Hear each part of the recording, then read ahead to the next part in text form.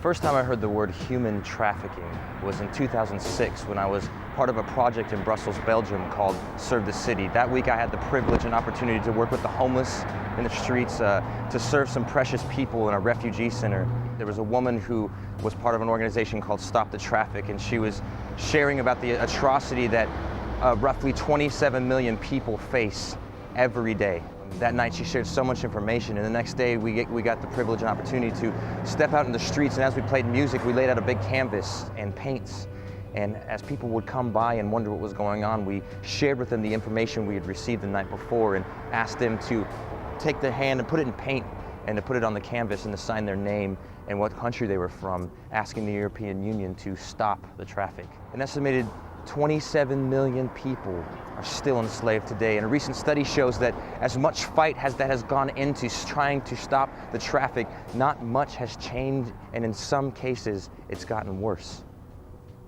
And as great as that week was for me, and as great as it was to know that the European Union received one of those giant canvases with handprints on it and said, we're going to put this up in our Parliament building as we strive to stop the traffic, and as great as it was that my heart was broken for these people all over the world in all walks of life, when I came back home, it just seemed so distant. About a year later, I had the opportunity to pick up a book that really changed my view and changed my mind, and it was a book by this man, David Batstone, and it was called Not for Sale. And in that book he shared that all over the world, not just in little pockets, but all over the world, from Cambodia to Thailand, women, little girls as young as 3 and 5 sold into the sex trade.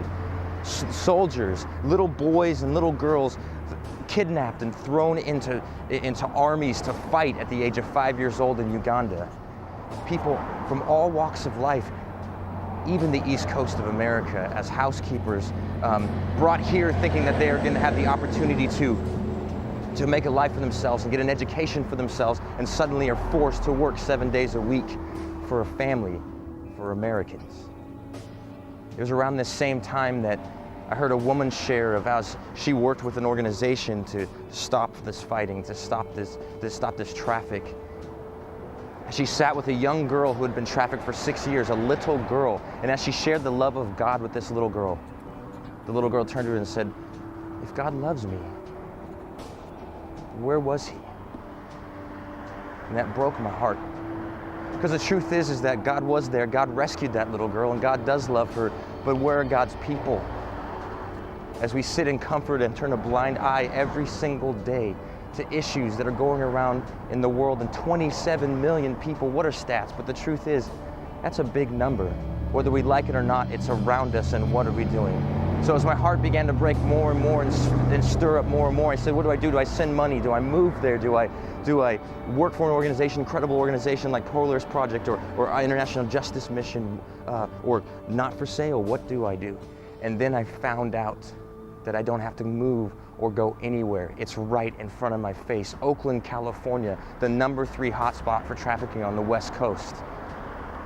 And suddenly I realized that I can get involved now. I started seeing the people around me and organizations around me rising up and saying, this is a real issue, I can't ignore it. And it's not just little tiny things. It's the coffee that we drink, the clothes that we wear, who is making this, who is doing this, who is allowing this to happen, and how do we stop it? And then January of this year, as I sat in a Freedom Summit in Fremont, California, and heard that it's all around us in the Bay Area.